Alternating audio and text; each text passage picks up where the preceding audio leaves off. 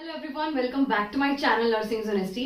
तो आज का हमारा टॉपिक है प्रेसिपिटेट लेबर। तो इससे प्रीवियस वीडियो में हमने स्टडी किया था वीजा प्रीविया, जो कि एक ऑब्स्टेट्रिक इमरजेंसी है। एंड प्रेसिपिटेट लेबर एक यूट्राइन एक्शन का डिसऑर्डर है। यूट्रस में हमारे बहुत से एक्शंस होते हैं, जैसे कि contraction, relaxation means dilatation and retraction.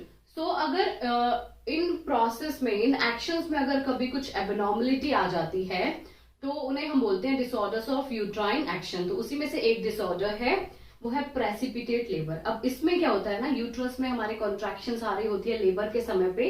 Labour का जो फर्स्ट स्टेज स्टार्ट हो जाता है उसमें बेसिक 3 फेजेस होते हैं। तो यूट्रस हमारा कॉन्ट्रैक्ट एंड रिलैक्स हो रहा होता है। तो इस प्रोसेस से क्या होता है, जो हमारी सर्विक्स है उसकी इफेसमेंट हो जाती है एंड वो डायलेट होना स्टार्ट हो जाती है जब यूट्रस हमारा कॉन्ट्रैक्ट एंड रिलैक्स हो रहा होता है। तो ऐसे केस में क्या होगा ना, प्रेसिपिटेट लेबर के केस में क्या होगा, जो यूट्रस है वो कॉन्ट्रैक्ट हो रहा है, उसका यूट्रस जो है, जब वो उसकी जो कॉन्ट्रैक्शन पावर है उससे क्या होगा, ठीक है, तो उससे क्या होने वाला है, इसकी जो ड्यूरेशन है लेबर की वो डिक्रीज हो जाएगी। ठीक है, तो लेबर का प्रोसेस जो है वो बहुत ही फास्ट हो रहा है। इस केस में क्या हो रहा है, प्रेसिपिटेट लेबर में लेबर का जो प्रोसेस है वो बहुत ही फास्ट हो जाएगा।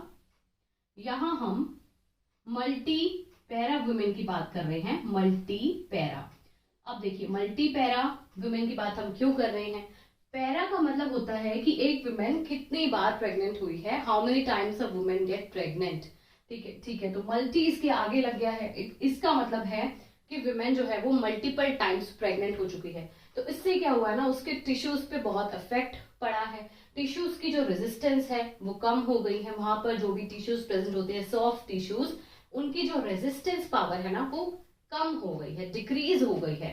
टिश्यूज की रेजिस्टेंस पावर डिक्रीज होने की वजह से अगर यूट्रस में कॉन्ट्रैक्शन क्रिएट होती है तो प्रोसेस बहुत ही फास्ट हो जाएगा, बिकॉज टिश्यूज जो है उस कॉन्ट्रैक्शन को अभी रेजिस्ट नहीं कर पा रहे हैं। तो देखिए, अ labour is called precipitate when the combined duration of first and second stage is less than 2 hours. First stage of labour में क्या होता है, यूट्राइन कॉन्ट्रैक्शंस आना स्टार्ट होती है, सर्विक्स डायलेट होती है, इफेसमेंट हो जाती है सर्विक्स की। इफेसमेंट का मतलब होता है सर्विक्स की थिनिंग हो जाना। ओके, सो इफेसमेंट हो जाएगी, डायलिटेशन होना स्टार्ट हो जाएगी। सेकंड स्टेज में क्या होगा ना, जब ये प्रोसेस हो चुका है फर्स्ट स्टेज में, सेकंड स्टेज में फीटस का एक्सपल्शन हो जाता है। फीटस जो है वो एक्सपेल आउट हो जाता है फ्रॉम द बर्थ कैनाल। सो इस पूरे प्रोसेस में अगर 2 घंटे से कम का टाइम लगता है, लेस देन 2 आवर्स हमें लगते हैं, तो उसे हम बोलेंगे प्रेसिपिटेट लेबर। क्योंकि लेबर बहुत ज्यादा फास्ट हो जाएगी। लेबर का प्रोसेस फास्ट हो रहा है बिकॉज सॉफ्ट टिश्यू की जो रेजिस्टेंस है वो डिक्रीज हो गई है, क्योंकि विमेन है मल्टी पैरा। तो उसे हम बोलते हैं प्रेसिपिटेट लेबर। ठीक है, तो ये यूट्राइन एक्शन का डिसऑर्डर है। ठीक है, जब इतनी ज्यादा कॉन्ट्रैक्शन आना स्टार्ट हो गई है, प्लस सॉफ्ट टिश्यू से रेजिस्ट नहीं कर पा रहे हैं, उनकी रेजिस्टेंस जो है वो डिक्रीज हो गई है, दैट्स व्हाई लेबर का प्रोसेस जो है वो बहुत ही फास्ट होगा, उसे ही हम बोलेंगे precipitate labour. Okay, it is common in multi para, जैसे मैंने बताया, and may be repetitive.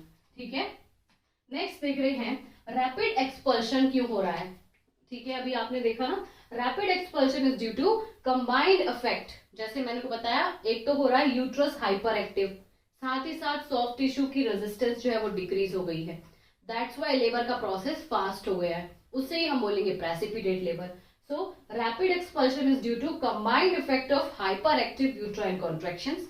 Uterine contractions hyper active है, मीन्स बहुत ज्यादा कॉन्ट्रैक्शंस आ रही हैं, एसोसिएटेड विद डिमिनिश्ड मतलब decreased soft tissue resistance. Okay, अब हम देखते हैं कि इस केस में जब ऐसी कंडीशन अराइज हो जाए प्रेसिपिटेट लेबर की, तो एक मदर को क्या रिस्क है एंड फीटस को क्या रिस्क है। अब हम देख रहे हैं मैटरनल एंड फीटल रिस्क। तो देखिए, मैटरनल रिस्क में पोस्टपार्टम हैमरेज हो सकती है। हो सकता है कि प्रोसेस इतना फास्ट हो रहा है तो प्लेसेंटा कंप्लीटली सेपरेट ना हो पाए।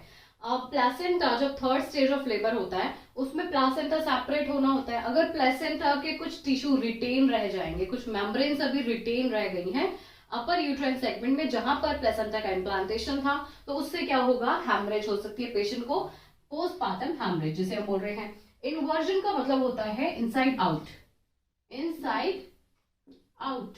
तो यूट्रस जो है वो कंप्लीटली इनसाइड आउट आ सकता है इस कंडीशन में। मतलब बाहर की तरफ हमें विजिबल हो जाएगा यूट्रस, उसे हम बोलते हैं इन्वर्जन ऑफ यूट्रस। क्योंकि जो यूट्राइन कॉन्ट्रैक्शंस हैं वो कैसी कॉन्ट्रैक्शंस है, हाइपर एक्टिव कॉन्ट्रैक्शंस है, हाइपर एक्टिव हैं। ओके, इन्फेक्शन के चांसेस रहेंगे विमेन को because of precipitate labour. Uterine contractions hyper active है, तो उसकी वजह से क्या होगा ना, सर्विक्स में लेसरेशंस हो सकती हैं, लेसरेशंस या फिर टीयर, जैसे कि नेक्स्ट पॉइंट में है perennial tier.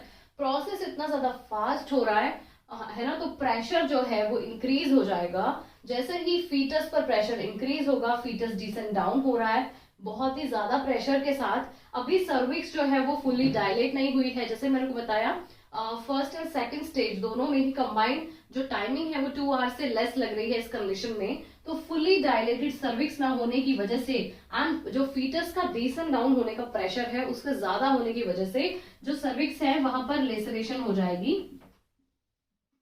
Laceration of cervix, vagina. तो आप बोल सकते हो इसे पेरिनियल टीयर, ठीक है। और एंड इसी पेरिनियल टीयर की वजह से हो जाएगा इन्फेक्शन। तो ये दोनों पॉइंट्स जो है वो इंटरकनेक्टेड हैं।